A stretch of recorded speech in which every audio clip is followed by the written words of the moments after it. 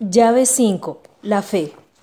Para entender este maravilloso instrumento, conviene recordar la precisa definición bíblica. Ahora bien, la fe es la garantía de lo que se espera, la certeza de lo que no se ve. Hebreos 11:1. Incorporemos a nuestra colección la llave de la fe, que no es de carbonero, según definición ingenua. Los escritores bíblicos y algunos extrabíblicos han trajinado muchas definiciones sobre el tema y, por supuesto, existen confusiones al respecto. Los intentos por definir la fe, más que esclarecerla, la han oscurecido. Debemos, por tanto, volver al cristianismo simple, genuino y verdadero, sin perendengues y miriñaques nacidos de interpretaciones ajenos a las Sagradas Escrituras por mezclas extrañas que la han demeritado en los últimos tiempos. Sinceramente, es de admirar la fe de los ateos. Me quitaría el sombrero ante ese fenómeno. La mía es una fe sencilla. Creo que hay un ser eterno, creador de cuanto existe. Pero en serio, para creer que todo es obra del azar, se necesita tener una gran fe. Ellos sostienen anticientíficamente que lo que existe es obra de sí mismo, que el efecto es su propia causa. El sagrado libro difiere de tan enorme irracionalidad. Por la fe entendemos que el universo fue formado por la palabra de Dios, de modo que lo visible no provino de lo que se ve. Versículo 3. Así que lo visible nació de lo invisible, lo palpable de lo impalpable, lo material de lo inmaterial. La diferencia psicológica. Hay una gran diferencia entre la mentalidad griega y la mentalidad hebrea, y es allí donde nacen las dificultades para acercarse al misterio de la fe. Desglosemos este asunto. Mentalidad griega. El griego es filósofo por excelencia. La filosofía es una disciplina griega, y como ciencia del razonamiento a través de todos sus pensadores, empezando por los más grandes como Sócrates, Platón y Aristóteles, enseñó que el hombre está formado por cuerpo y alma. En su perspectiva, alma y espíritu no se diferencian esencialmente. El alma, que es la psiquis en griego, está compuesto por mente, emociones y voluntad. Lo que creo es lo que me consta, lo que puedo comprobar, afirma la filosofía griega. Bajo esta mentalidad, llego a la fe a través del conocimiento, después de una cadena de deducciones lógicas y de grandes lides dialécticas que me llevan a una conclusión según la razón. Esa es la fe que ahora mismo está promoviendo la nueva era. Se oye decir por ahí, no tienes que creer, tienes que conocer. ¿Es una mentira del diablo la fe mental o puramente animal, es decir, psíquica? Los llamados padres de la Iglesia tenían todos cultura griega. La sana crítica teológica demuestra cómo Clemente, Ignacio, Orígenes, Jerónimo, Agustín y Tomás de Aquino eran griegos en su manera de pensar. ¿En qué consiste su teología? En tomar la fe cristiana y pensarla con mentalidad griega. Una monumental equivocación, porque la fe no es razonamiento, sino certeza de lo que se espera y convicción de lo que no se ve. Dicho precisamente, creencia no es evidencia. Mentalidad judía. Por contraste con el griego, el judío no razona en cuestiones religiosas, no pretende sacar conclusiones lógicas al respecto. El judío no necesita saber, solo creer. En consecuencia, quien se acerca a la Biblia con mentalidad griega sufre un choque en el entendimiento. Los cristianos debemos reconocer con sinceridad que el judaísmo es nuestra raíz espiritual y no podemos renunciar a ella. No nacimos espiritualmente del helenismo, sino de la fe de Abraham que nos llegó a través de Jesucristo. Ciertamente San Pablo nos enseñó a utilizar la lógica y dialécticas griegas como instrumentos de la doctrina, pero esta no se volvió griega, siguió siendo bíblica. Para el judeocristianismo, la fe no es un asunto de mente, sino cuestión de espíritu. El hombre no es solo cuerpo y alma, es alma, cuerpo y espíritu. El hombre tiene un soplo divino, el neuma, en sí mismo, y es una trinidad, a imagen y semejanza de su creador, como lo rescatara enhorabuena el incomprendido Paul Tillich. Lo visible y lo invisible forman un dilema. Así que no nos fijamos en lo visible, sino en lo invisible, ya que lo que se ve es pasajero, mientras que lo que no se ve es eterno. Segunda de Corintios 4:18. Tu fe no es por lo que palpas con tus sentidos o por lo que parece físicamente, sino por lo que es espiritualmente. La mentalidad judeocristiana dice, yo no necesito especular, ni requiero razonar para llegar a una conclusión de fe. Yo tengo este libro, y lo que Dios dice en él lo creo contra toda evidencia material, pues Dios lo ha dicho. Punto. Para mí, fe es creencia contra apariencia. Como resultado de la mezcla entre las dos mentalidades, la judía y la griega, recibimos una fe incongruente. Parecemos centauros o sirenas como semigriegos y medio judíos. Tenemos una simbiosis de creencia y evidencia y por eso carecemos de éxito en nuestra fe. Es un punto dramático, álgido y radical. Sectores enteros en el cristianismo de hoy debemos reconocerlo. Están profundamente equivocados cuando le enseñan a su gente, por ejemplo, visualización y diversos métodos de mentalismo para mover la fe. Eso es tener fe en la fe, en vez de tener fe en Dios. La fe es espiritual, no mental. Entendamos eso de una vez por todas y reordenaremos nuestras prioridades. La fe carnal. Suena disparatado, pero es real. Hay una fe de la persona no espiritual en la constante lucha entre la carne y el espíritu. Esta fe de la carne o fe carnal tiene dos niveles. La fe natural. Jesús habló de este asunto con bastante claridad.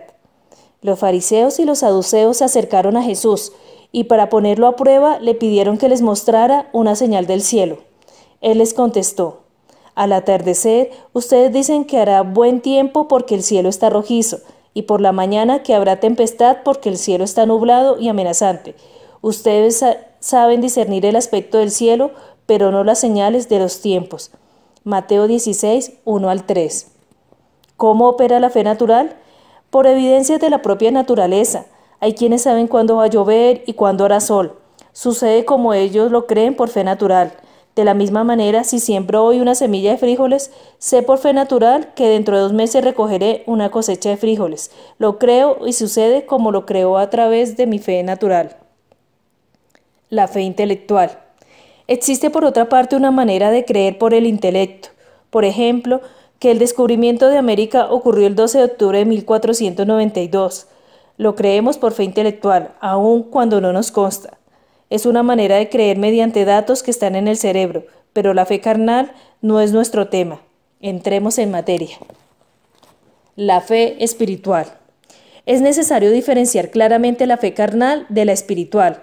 Aunque en el cristianismo la fe constituye un concepto integral, las Sagradas Escrituras la diferencian en 3 niveles.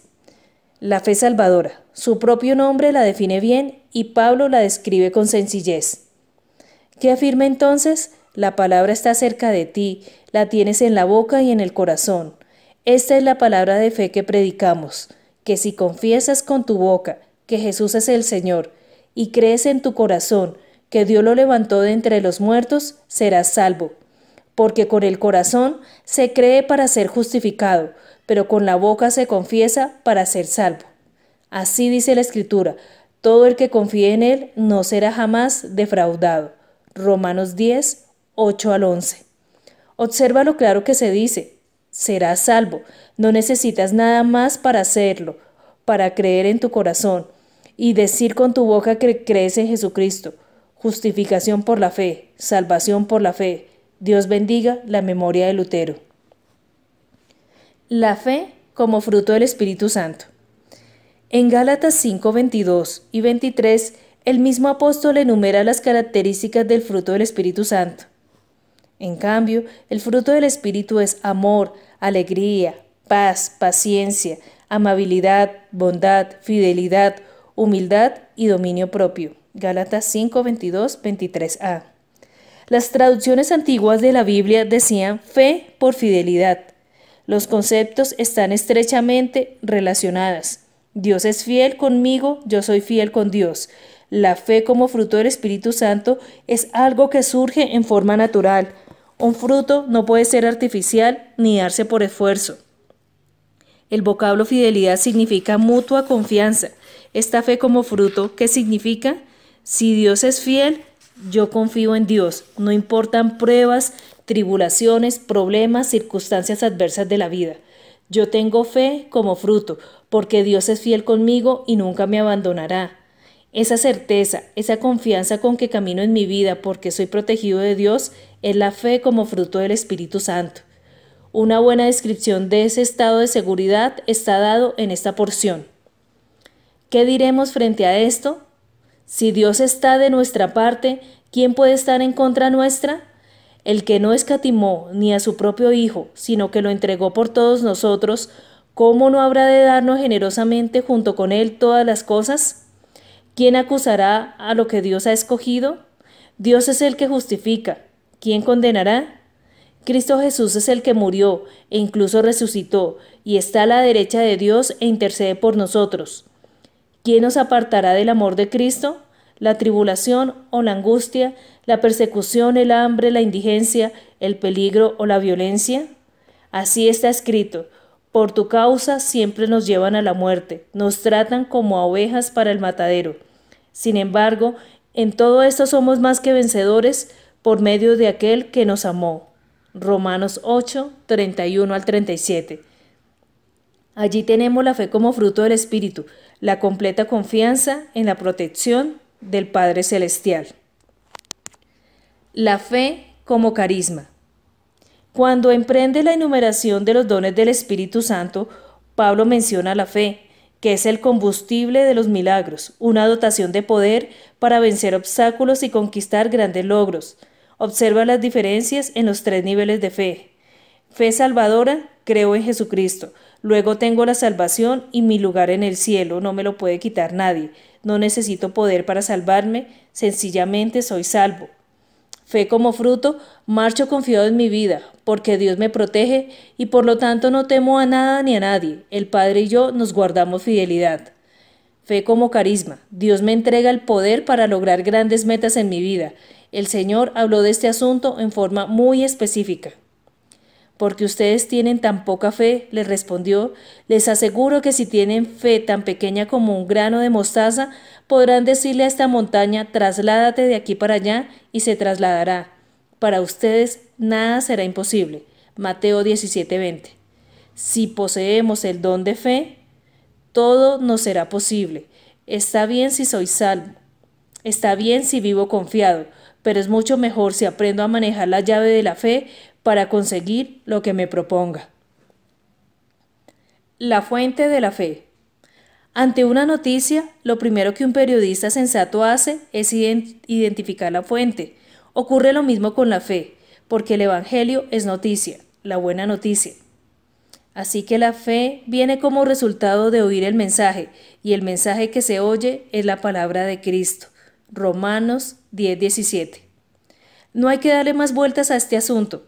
No se requieren conferencias con videos ni retroproyectores que enseñen sistemas para llegar a la fe. Los grupos que se dedican a tales actividades para enseñar fe pertenecen a eso que llaman genéricamente AMP, actitud mental positiva, y propiamente enseñan lo griego, no lo cristiano. Se avecinan a la nueva era, alejándose de la era cristiana que durará hasta que el Señor venga por nosotros. La única fuente de la fe verdadera es la palabra de Dios. No busques en ninguna otra parte, ve al grano. La fe es por el oír, y el oír por la palabra de Dios. Una escritura maravillosa para fortalecer la fe y aprender a operarla fue dada por un judío griego que se hizo cristiano. Todas las promesas que han hecho Dios son sí en Cristo, así que por medio de Cristo respondemos amén para la gloria de Dios. 2 Corintios 1:20. Dios nos ha dado una gran cantidad de promesas para que todo marche bien en nuestra vida, y aquí se dice que por medio de Jesucristo todas, no algunas, todas las promesas de Dios son reales. Ninguna falla. Todas son sí, todas son amén. No unas sí y otras no. La Biblia está llena de promesas y la gente ni siquiera se da cuenta de eso. En Isaías, por ejemplo, aparecen varias referencias a necesidades comunes y corrientes y a problemas elementales de la vida, por lo que algunos están pasando ahora mismo. Extractemos rápido varios ejemplos. Comida y vestuario. Hablando de los negocios de los inconversos del pueblo que está esclavizando a los israelitas, el profeta dice: pero sus ingresos y ganancias se consagrarán al Señor, no serán almacenados ni atesorados. Sus ganancias serán para los que habitan en presencia del Señor, para que se alimenten en abundancia y se vistan con ropas finas. Isaías 23:18. Las riquezas de los inconversos serán para los creyentes, a fin de que coman hasta saciarse y vistan espléndidamente. Gente desalentada. Tantos problemas que nos quitan la alegría de vivir. Fortalezcan las manos débiles, afirmen las rodillas temblorosas, digan a los de corazón temeroso, sean fuertes, no tengan miedo. Su Dios vendrá con venganza, con retribución divina, vendrá a salvarlos. Isaías 35, 3, 4. Rodeado de temores, ¿por qué temer si el mismo Dios está con nosotros? Así que no temas, porque yo estoy contigo. No te angusties, porque yo soy tu Dios. Te fortaleceré y te ayudaré. Te sostendré con mi diestra victoriosa. Isaías 41:10. Pasando por pruebas. No hay promesa que nos permita eludir las pruebas, pero sí superarlas. Cuando cruce las aguas, yo estaré contigo. Cuando cruce los ríos, no te cubrirán sus aguas. Cuando camines por el fuego, no te quemarás ni te abrazarán las llamas. Isaías 43:2. Culpabilidad por los pecados. Dios es amnésico en cuanto a nuestros pecados, si renunciamos a ellos. Yo soy el que por amor a mí mismo borra tus transgresiones y no se acuerda más de tus pecados. Versículo 25. Incertidumbre por los proyectos. ¿Qué hacer? ¿Cómo emprender este plan? Marcharé al frente de ti y allanaré las montañas. Haré pedazos las puertas de bronce y cortaré los cerrojos de hierro. Te daré los tesoros de las tinieblas y las riquezas guardadas en lugares secretos, para que sepas que yo soy el Señor, el Dios de Israel, que te llama por tu nombre. Isaías 45:2-3. Enredado en pleitos, algo que en los tiempos actuales está a la orden del día. Pero así dice el Señor: si al guerrero se le arrebatara el cautivo y del tirano se rescatara el botín, contenderé con los que contiendan contigo y yo mismo salvaré a tus hijos. Isaías 49:25. Falta de hijos. Dios es experto en fecundar los vientres estériles. Tú, mujer estéril que nunca has dado a luz, grita de alegría. Tú que nunca tuviste dolores de parto, prorrumpe en canciones y grita con júbilo, porque más hijos que la casada tendrá la desamparada, dice el Señor. Ensancha el espacio de tu carpa y despliega las cortinas de tu morada. No te limites. Alarga tus cuerdas y refuerza tus estacas, porque a la derecha y a izquierda te extenderás. Tu descendencia desalojará naciones y poblará ciudades desoladas. Isaías 54:1-3. Esta promesa se cumplió en Sara, en Rebeca, en Raquel. En la iglesia de hoy muchas mujeres pueden testificar cómo el Señor les habló a través de sus promesas y cuando las creyeron les llegó descendencia. Mujeres abandonadas. Otro menú de lamentable actualidad y consumo. Porque el que te hizo es tu esposo. Su nombre es el Señor Todopoderoso. Tu Redentor es el Santo de Israel. Dios de toda la tierra es su nombre. El Señor te llamará como a esposa abandonada, como a mujer angustiada de espíritu, como a esposa que se casó joven, tan solo para ser rechazada, dice tu Dios. Isaías 54:5-6. Nunca pasemos por alto que si Dios prometió, cumplirá. Acosado por enemistades. Si mi amigo es Dios, todo enemigo es pequeño. No prevalecerá ninguna arma que se forje contra ti. Toda lengua que te acuse será refutada. Esta es la herencia de los siervos del Señor, la justicia que de mí procede, afirma el Señor.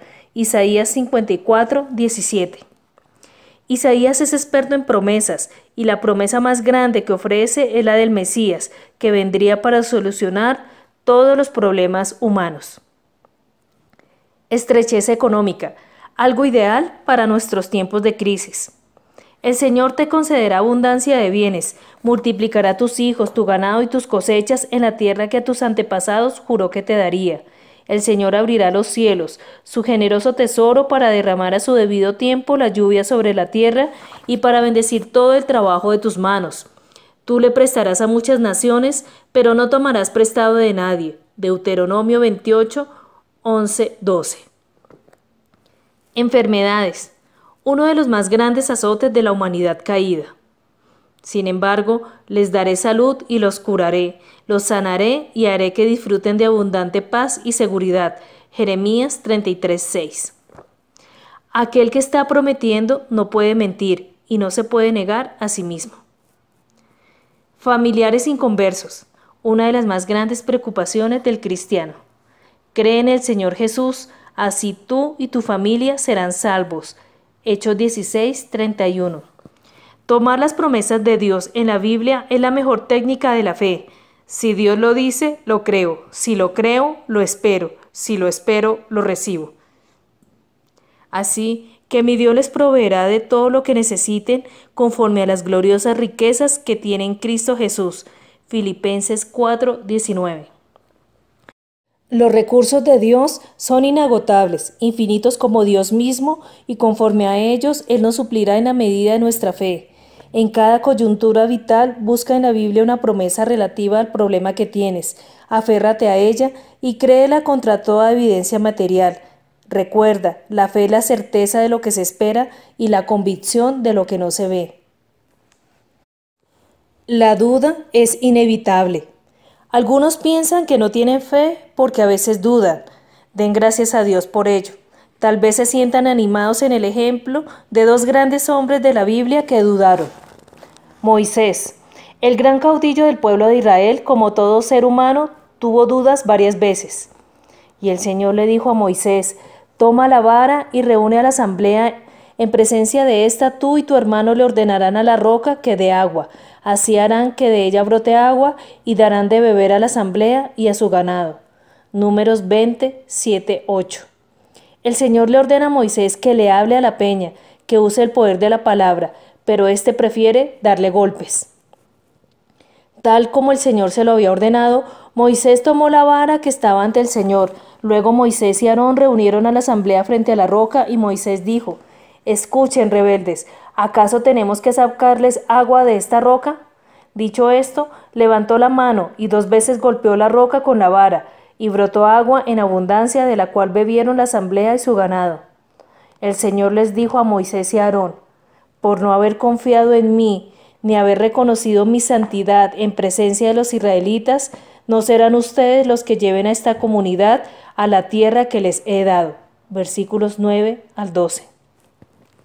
Mucha gente se pregunta por qué no entraron Moisés y Aarón a la tierra prometida. La respuesta es simple: porque dudaron. Juan el Bautista. Tropecemos ahora de nuevo con el más grande de los nacidos de mujer. Juan estaba en la cárcel y al enterarse de lo que Cristo estaba haciendo, envió a sus discípulos a que le preguntaran: ¿eres tú el que ha de venir o debemos esperar a otro? Mateo 11, 2, 3. Increíble reacción. Juan había dicho cuando vio venir a Jesús hacia él: este es el Cordero de Dios que quita el pecado del mundo. Juan escuchó la voz del cielo diciendo: este es mi Hijo en quien tengo complacencia. Y ahora vacila: ¿será este o vendrá otro distinto? ¿Sabes por qué duda? Porque está en la cárcel. Cuando nos hallamos bajo prueba, dudamos. Si le ocurrió a Juan el Bautista, el más grande de los nacidos de mujer, nos puede ocurrir también a nosotros. Por lo tanto, no te angusties cuando dudes. Volvamos al principio. Hay un conflicto entre la mente y el corazón. Aunque la fe está en el corazón, la mente siempre va a dudar. La mente es un instrumento de razonamiento, el corazón es un instrumento de discernimiento. Jesús fue muy explícito sobre el particular. Les aseguro que si alguno le dice a este monte: quítate de ahí y tírate al mar, creyendo, sin abrigar la menor duda de lo que le dice, sucederá, lo obtendrá. Marcos 11, 23. ¿Qué dijo Pablo? Si confiesas con tu boca y crees en tu corazón. Cuando dudas, eres un griego. Cuando crees, eres un judío. La fe mental y la fe espiritual son diferentes. Condiciones de la fe. A lo anterior debe sumarse el conocimiento preciso de cómo nos relacionamos con la deidad correctamente. En realidad, sin fe es imposible agradar a Dios. ya que cualquiera que se acerca a Dios tiene que creer que Él existe y que recompensa a quienes lo buscan. Hebreos 11:6. Como puede verse, la fe tiene dos condiciones: creer que Dios es y creer que Dios puede. Cada vez que tu mente dude, interroga tu corazón. A veces pensamos, esto no lo hará Dios. Si preguntamos al corazón, ¿crees que Dios es? Él contestará, sí, sin duda. ¿Y crees que Dios puede? Por supuesto, dirá, Dios puede todo. La mente dice que no, pero el corazón dice sí. No actúes conforme a la mente, actúa conforme al corazón. Derrota con la fe del corazón la duda de la mente. A todos nos pasa algunas veces, con la mente dudamos. Consuélate con el recuerdo de Moisés y Juan el Bautista. Secretos de la fe. El milagro más grande que se ha producido en el universo es que Dios se hiciera hombre.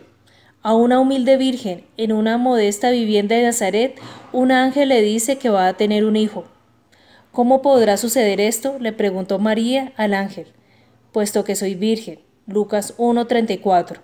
La reacción de la joven es de simple sentido común. ¿Cómo me vas a convencer de un cuento tan reforzado? No puedo concebir un hijo sencillamente porque todavía no he tenido relaciones sexuales con un varón. El Espíritu Santo vendrá sobre ti, y el poder del Altísimo te cubrirá con su sombra. Así que al santo niño que va a nacer lo llamarán Hijo de Dios. Versículo 35. Si Dios lo dice, Él lo hará. Con su mente María duda, pues el razonamiento natural le dice, no es posible sin haber tenido relaciones sexuales con tu marido que tengas un hijo. Aquí tienes a la sierva del Señor, contestó María, que Él haga conmigo como me has dicho. Versículo 38a. Pero cuando el ángel le aclara, María, nada hay imposible para Dios, desde la fe de su corazón ella responde, oh sí, es cierto, que se haga entonces como lo has dicho. Creer que Dios tiene autoridad sobre todo. A veces olvidamos las cosas más simples y elementales. Por ejemplo, oramos preguntando, Señor, ¿dónde estás? Vaya simpleza, Él está en todo lugar, inclusive allí donde lo llamamos. También solemos increpar, Señor, ¿no te das cuenta cuánto sufro? Qué piadosa insolencia, Él todo lo sabe. Somos muy torpes para acercarnos a la realidad de Dios. Él tiene autoridad absolutamente sobre todo, lo natural y lo sobrenatural. Jesús se acercó entonces a ellos y les dijo, se me ha dado toda autoridad en el cielo y en la tierra. Mateo 28:18. Jesús es el mediador ante Dios, la autoridad sobre cuanto existe, la cabeza de todo principado y potestad. Buscar la voluntad de Dios. Hay personas que oran conforme a sus caprichos, como diciendo, hágase mi voluntad. Excelente forma para no obtener respuesta. Pues, ¿qué dice la Escritura? Esta es la confianza que tenemos al acercarnos a Dios, que si pedimos conforme a su voluntad, Él nos oye. Y si sabemos que Dios oye todas nuestras oraciones, podemos estar seguros de que ya tenemos lo que hemos pedido. Primera de Juan 5, 14, 15. Sencillo, ¿verdad? No mirar las circunstancias ni las limitaciones. Abraham es un paradigma de fe, ni para qué resaltarlo. Su descendiente Pablo de Tarso se refiere a él en términos elocuentes. Delante de Dios, tal como está escrito, te he confirmado como padre de muchas naciones. Así que Abraham creyó en el Dios que da vida a los muertos y que llama las cosas que no son como si ya existieran. Contra toda esperanza, Abraham creyó y esperó, y de este modo llegó a ser padre de muchas naciones, tal como se le había dicho. Así de numerosa será tu descendencia. Su fe no flaqueó, aunque reconocía que su cuerpo estaba como muerto, pues ya tenía unos 100 años, y que también estaba muerta la matriz de Sara. Ante la promesa de Dios no vaciló como un incrédulo, sino que reafirmó su fe y dio gloria a Dios. Romanos 4, 17 al 20.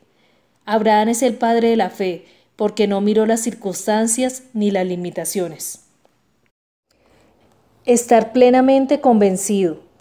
Es el propio Padre de la fe quien una vez más nos enseña lo correcto, plenamente convencido de que Dios tenía poder para cumplir lo que había prometido. versículo 21. La convicción plena de Abraham en el poder divino fue el soporte para confiar en la promesa. Él entendió que Dios, siendo perfecto, mal podría prometer algo que no cumpliría. No cambiar de parecer. Con frecuencia obstaculizamos nuestra fe por falta de precisión y dirección. No estamos seguros de lo que queremos recibir. Pero que pida con fe, sin dudar, porque quien duda es como las olas del mar, agitadas y llevadas de un lado a otro por el viento. Quien es así, no piense que va a recibir cosa alguna del Señor. Es indeciso e inconstante en todo lo que hace. Santiago 1, 6 al 8. No se refiere Santiago, como es obvio, a la duda mental. Habla más bien de la incredulidad y la indefinición de propósitos. Pedir en el nombre de Jesús. Muchas personas no reciben lo que piden porque lo hacen incorrectamente. Jamás pasemos por alto que la petición debe elevarse en el nombre de Jesús. De lo contrario, caerá en el vacío eterno. Cualquier cosa que ustedes pidan en mi nombre, yo la haré. Así será glorificado el Padre en el Hijo. Lo que pidan en mi nombre, yo lo haré. Juan 14, 13, 14. Esta enseñanza nos entrega la llave maravillosa de la fe, para usarla en forma coherente en nuestra vida. Es una de las llaves que el Señor entregó a todos los que como Pedro proclamamos: tú eres el Cristo, el Hijo del Dios viviente. Nada será imposible para ti si aprendes estas técnicas sencillas. Anímate leyendo Hebreos 11, el gran capítulo sobre los campeones de la fe. Ello mejorará grandemente la calidad de tu vida.